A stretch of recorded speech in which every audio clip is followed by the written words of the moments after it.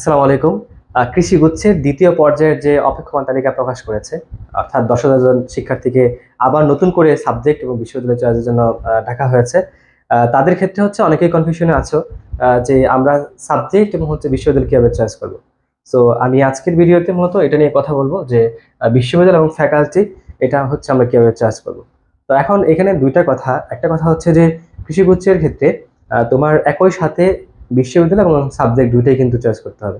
এখন কারো যদি কোনো রিজনাল ফ্যাক্টর থাকে যে আমি এই জায়গাতেই ভর্তি হব, তাহলে তার জন্য একটা অবস্থা। আর যদি মনে করো যে না আমি একটা বিশ্ববিদ্যালয়কে চয়েস করবো যেটা আমার বিশ্ববিদ্যালয়কে প্রাধান্য থাকবে, এটা একটা অবস্থা। আর একটা হচ্ছে যে না আমি হচ্ছে যে কোনো বিশ্ববিদ্যালয়ে একটা ভালো সাবজেক্টকে আমি প্রাধান্য দিব।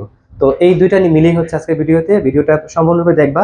আশা করি তোমাদের যে প্রশ্নগুলো রয়েছে সবগুলো প্রশ্নের উত্তর আজকের ভিডিও থেকে তোমরা জানতে পারবা। প্রথমত আসি যে আমি যদি বিশ্ববিদ্যালয়কে প্রাধান্য দিই। এখন দেখো যে সকল বিশ্ববিদ্যালয়ে এখন সিট ফাঁকা আছে সেগুলো হচ্ছে সিলেট কৃষি বিশ্ববিদ্যালয়, পটুয়াখালী বিজ্ঞান ও প্রযুক্তি বিশ্ববিদ্যালয়, খুলনা কৃষি বিশ্ববিদ্যালয়, হবিগঞ্জ কৃষি বিশ্ববিদ্যালয় এবং হচ্ছে কুড়িগ্রাম কৃষি বিশ্ববিদ্যালয়। এখন কেউ যদি বিশ্ববিদ্যালয়কে প্রাধান্য দাও, আমার সিলেট কৃষি বিশ্ববিদ্যালয় হচ্ছে এই বিশ্ববিদ্যালয়গুলোর মধ্যে সব থেকে অপেক্ষাকৃত ভালো বিশ্ববিদ্যালয়। ঠিক আছে। এরপরে যদি বলি যে সব দিক থেকে হল ফ্যাসিলিটিস, ল্যাব ফ্যাসিলিটিস, ঠিক আছে, টিচার ফ্যাসিলিটিস সবগুলো যদি বিবেচনা করি, তারপরে হচ্ছে আমি পটুয়াখালীকে প্রাধান্য দিব। ঠিক আছে, পটুয়াখালীকে প্রাধান্য দিব। তো পটুয়াখালীতে খালিকে প্রাধান্য দিব। এর পরবর্তীতে অনেকের মনে একটা প্রশ্ন আসছে যে অপেক্ষাকৃত ৩টা নতুন বিশ্ববিদ্যালয় আছে, খুলনা কৃষি বিশ্ববিদ্যালয়, হবিগঞ্জ কৃষি বিশ্ববিদ্যালয় এবং হচ্ছে কুড়িগ্রাম কৃষি বিশ্ববিদ্যালয়। এবং এই ৩টা বিশ্ববিদ্যালয়ের মধ্যে আমি যদি বলি যে খুলনা কৃষি বিশ্ববিদ্যালয়টা হচ্ছে অপেক্ষাকৃত বড় কৃষি বিশ্ববিদ্যালয়, মানে শিক্ষার্থী সংখ্যা ভর্তি করা অনেক বেশি, এবং ওটা ২০১৫ সালে স্থাপন করা হয়েছে, একটু আগে স্থাপন করা হয়েছে। তো সব দিক দিয়ে বিবেচনা করলে খুলনাতে যে সমস্যাটা হয় সেটা হচ্ছে যে সেখানে ৩টা অস্থায়ী ক্যাম্পাস আছে, মানে ৩টা জায়গাতে ৩টা ফ্যাকাল্টি ক্লাস হয়। সো ল্যাবগুলো হচ্ছে এরকম ভাবে ডেভেলপ করা, এখনো কোনো স্থায়ী ক্যাম্পাস গঠিত হয় নাই। অনুরূপভাবে আমি যদি বলি যে হবিগঞ্জ কৃষি বিশ্ববিদ্যালয়, সেখানে যদিও শিক্ষার্থীর সংখ্যা কম, বাট একটা জায়গাতে ওদের ক্লাস হয় এবং ওদেরকে হচ্ছে একটা মেসের মতো নিয়ে হচ্ছে একটা হল ফেসিলিটি, মানে হল বানানো হয়েছে, সেটা হচ্ছে অস্থায়ী। ক্যাম্পাসটা অস্থায়ী, হলগুলো হচ্ছে অস্থায়ী, বাট এখানে একটা ফ্যাক্টর আছে যে এখানে যে ল্যাব ফেসিলিটিস গুলো আছে সেগুলো তুলনামূলকভাবে ভালো। বিশেষ করে যদি বলি যে বিশ্ববিদ্যালয়ের মধ্যেই সবকিছু ব্যবস্থা করা আছে, কিন্তু যেমন ধরো যেমন কিছু কিছু ল্যাব হচ্ছে এখানে এখনো স্থাপন করা হয় নাই, কিন্তু এগুলো হচ্ছে যে সিলেট কৃষি বিশ্ববিদ্যালয় আছে, সেই সিলেট কৃষি বিশ্ববিদ্যালয়ের ল্যাব দিয়ে হচ্ছে তার চলতেছে। সো এই ক্ষেত্রে আসলে কোনো ঘাটতি নাই, আমি যদি বলি কোনো কিছুর ঘাটতি নাই। এবং এখানে ক্লাস হচ্ছে, এখানে টিচারও পর্যাপ্ত রয়েছে। তো সবকিছু বিবেচনার মধ্যে আমি যদি বলি যে তোমাদের কোনো রিজনাল ফ্যাক্টর না থাকলে তোমরা মানে হবিগঞ্জটাকে আগে রাখতে পারো। আর যদি রিজনাল ফ্যাক্টর থাকে তাহলে বলবো তোমরা হচ্ছে খুলনাকে আগে রাখবা। খুলনা অপেক্ষিত পুরাতন বিশ্ববিদ্যালয়ের শিক্ষার্থীর সংখ্যা হচ্ছে অনেক বেশি, ঠিক আছে। কিন্তু একটা ফ্যাক্টর সেটা হচ্ছে ওই যে ৩ ফ্যাকাল্টি ৩ জায়গাতে ক্লাস করে, ঠিক আছে, সেই ক্ষেত্রে হচ্ছে কি আলটিমেটলি তুমি যদি বলো যে মানে ৩টা বিল্ডিং এ ক্লাস হয়, আলটিমেটলি এক ফ্যাকাল্টি শিক্ষার্থীর সাথে আরেক ফ্যাকাল্টি শিক্ষার্থীর যে কমিউনিকেশন সেটা আসলে খুবই কম। ঠিক আছে। তারপরেও যেহেতু অপেক্ষিত পুরাতন বিশ্ববিদ্যালয়, সেটা হচ্ছে খুলনাকে তুমি প্রাধান্য দিতে পারো। আর যদি মনে করো যে না আমার কোনো রিজনাল ফ্যাক্টর নাই, আমি হচ্ছে বিশ্ববিদ্যালয়কে দেখবো, তাহলে তুমি অবশ্যই আহ হবিগঞ্জকে আগে রাখবা। ঠিক আছে।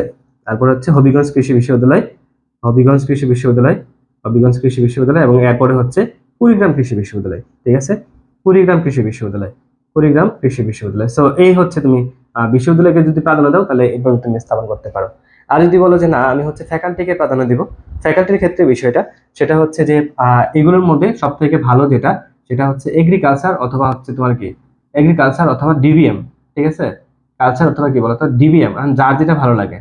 ডিবিএম, ডিবিএম প্রথম রাখবা। এর পরবর্তীতে তুমি যদি মনে করো যে মানে রাখো ডিবিএম অথবা এগ্রিকালচার। ঠিক আছে। ডিবিএম অথবা হচ্ছে কি বলতো এগ্রিকালচার, এটাকে তুমি আগে রাখতে পারো। এগ্রিকালচার এটাকে আগে রাখতে পারো। এরপরে যে বিষয়টা সেটা হচ্ছে ফিশারিজ। ঠিক আছে, ফিশারিজটাকে তুমি আগে রাখবা, ফিশারিজটাকে আগে রাখবা। এরপরে ৪ নাম্বার তোমার এই বায়োটেকনোলজি মানে জেনেটিক ইঞ্জিনিয়ারিংটাকে তুমি আগে রাখতে পারো। যদি কারো যদি জেনেটিক ইঞ্জিনিয়ারিংটা আগে রাখবা যদি কারো ইচ্ছা থাকে যে বিদেশে চাকরি করবা, মানে বিদেশে উচ্চশিক্ষার জন্য তুমি যেতে চাও, কারণ দেশের মধ্যে এই জেনেটিক ইঞ্জিনিয়ারিং চাকরিটা একটু কম। ঠিক আছে। তো বিদেশে উচ্চশিক্ষা বা গবেষণার জন্য যেতে চাও, তাহলে জেনেটিক্স ইঞ্জিনিয়ারিংটা তুমি হচ্ছে আগে রাখতে পারো। ঠিক আছে। ইঞ্জিনিয়ারিং। এরপরে ৫ নাম্বার যেটা, এটা হচ্ছে ইকোনমিক্স। অনেকে হচ্ছে ইঞ্জিনিয়ারিং কথা বলবে, বাট ইকোনমিক্স আর ইঞ্জিনিয়ারিং চাকরির ক্ষেত্রে মোটামুটি সেম, বাট বিসিএস এর কোটার ক্ষেত্রে একটু বেশি থাকে। আর হচ্ছে এগ্রি ইঞ্জিনিয়ারিং, তাই না?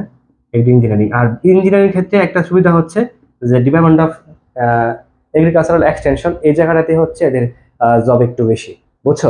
তাহলে তুমি হচ্ছে যদি ফ্যাকাল্টিকে প্রাধান্য দাও, তাহলে এগ্রিকালচার ফ্যাকাল্টিকে আগে রাখবা, ডিভিএমটাকে আগে রাখবা, ফিশারিজকে আগে রাখবা, জেনেটিক্সকে আগে রাখবা, ইকোনমিক্স আগে রাখবা, এগ্রিকালচার ইঞ্জিনিয়ারিংকে তারপরে রাখবা, ঠিক আছে? অথবা এই দুইটার মধ্যে তুমি ইন্টারচেঞ্জ করতে পারো, ডাজেন্ট ফ্যাক্ট।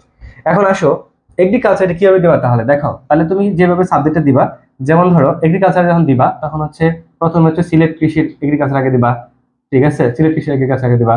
আহ, আহ, আচ্ছা, আমি আরেকটা জিনিস দেখাই তোমাদেরকে। তাহলে এগ্রিকালচার যখন সাবজেক্ট চয়েস দিবা তখন হচ্ছে কি করবা জানো? এই কাজটা করবা, কি করবা, এই যে এই কাজটা করবা, যে এই যে এগ্রিকালচার যখন দিবা তখন ধরো সিলেট কৃষি বিশ্ববিদ্যালয় এগ্রিকালচার, এরপরে পটুয়াখালীর এগ্রিকালচার, ঠিক আছে? এরপরে হচ্ছে তুমি খুলনার এগ্রিকালচার দিলা, এরপরে হবিগঞ্জের এগ্রিকালচার, এরপর হচ্ছে কুড়িগ্রামের এগ্রিকালচার। তার মানে তোমার সবগুলো হচ্ছে এগ্রিকালচার আগে থাকলো, কারণ তুমি কি, তুমি ফ্যাকাল্টিকে প্রাধান্য দিছো এই জন্য।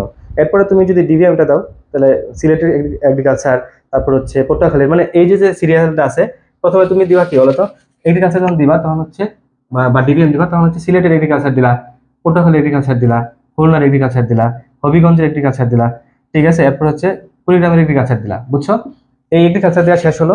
এরপরে তুমি ডিবিএম দিলা, অনুরূপভাবে সিলেট কৃষির ডিবিএম, পটুয়াখালীর ডিবিএম, খুলনার ডিবিএম, হবিগঞ্জের ডিবিএম, কুড়িগ্রামের ডিবিএম। এটা যখন তুমি কি করবা, যখন তুমি হচ্ছে মানে বিশ্ববিদ্যালয় থেকে প্রাধান্য, মানে ফ্যাকাল্টি এটাকে প্রাধান্য দিবা। আর যদি বিশ্ববিদ্যালয়কে প্রাধান্য দাও তাহলে সহজ হিসাব, যে সিলেট কৃষির সবগুলাকে আগে দিবা, ঠিক আছে? পটুয়াখালীর সবগুলাকে আগে দিবা, খুলনার সবগুলাকে আগে দেবা, হবিগঞ্জের সবগুলোকে দিবা একসাথে, কুড়িগ্রামের সবগুলোকে একসাথে দেবা। এটাই হচ্ছে মূলত হচ্ছে কি কৃষিগুচ্ছের মানে কৃষিগুচ্ছের যে ফ্যাকাল্টি এবং হচ্ছে বিশ্ববিদ্যালয়ের চয়েস।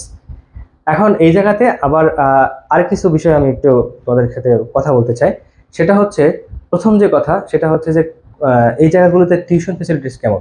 অনেকেই হয়তো পারিবারিক অবস্থা তেমন ভালো না, তাহলে টিউশন ফেসিলিটিস কেমন? টিউশন ফেসিলিটিসের ক্ষেত্রে তুমি একটু খেয়াল করো, বিভাগীয় শহরগুলোতে টিউশন ফেসিলিটিস আছে। যেমন তুমি যদি বলো হবিগঞ্জের ক্ষেত্রে এখানে টিউশন আছে। তুমি যদি বলো যে হবিগঞ্জের ক্ষেত্রে টিউশন পাবা তুমি। তুমি যদি বলো সিলেটে ভালো টিউশন পাবা। এবং খুলনাতেও টিউশন আছে, কারণ খুলনাতে মানে দৌলতপুরে যেখানে ক্যাম্পাসটা আছে ওর আশেপাশে মোটামুটি ভালো টিউশন পাওয়া যায়, ঠিক আছে? তুমি কিন্তু এখানে একটু প্রতিযোগিতা বেশি, কারণ কুয়েটের এবং খুলনা বিশ্ববিদ্যালয়ের শিক্ষার্থী আছে, ওইগুলাকে দেখে নিশ্চয়ই তোমাকে খুব বেশি প্রাধান্য দিবে এমনটা না, ঠিক আছে? তো ওইখানে একটু স্ট্রাগল করতে হবে তোমাকে। আর যদি বলি যে সব থেকে ভালো টিউশন ব্যবস্থা কোথায় আছে, এটা হচ্ছে সিলেটের মধ্যে আছে। সিলেটের মধ্যে সব থেকে ভালো টিউশন ব্যবস্থা আছে, মানে ভালোর মধ্যে, মানে খারাপের মধ্যে ভালো।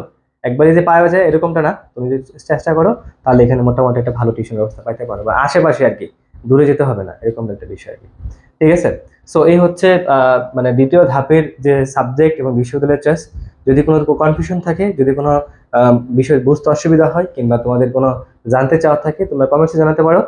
চেষ্টা করবো তোমাদের প্রশ্ন উত্তরগুলো দেওয়ার জন্য। তো সব ভালো থাকো, সুস্থ থাকো। এবং তার আগে আরেকটা কথা বলে নেই, সেটা হচ্ছে যাওয়ার আগে আসলে, যে সবাই সাবজেক্ট চয়েস দাও, তুমি পাও না পাও, কারণ এখানে সাবজেক্ট চয়েস দিতে কোনো টাকা লাগে না। সুতরাং সবাই সাবজেক্ট চয়েস দাও, সাবজেক্ট পাও বা না পাও সেটা পরে, ঠিক আছে? তো সবার জন্য শুভকামনা রইলো।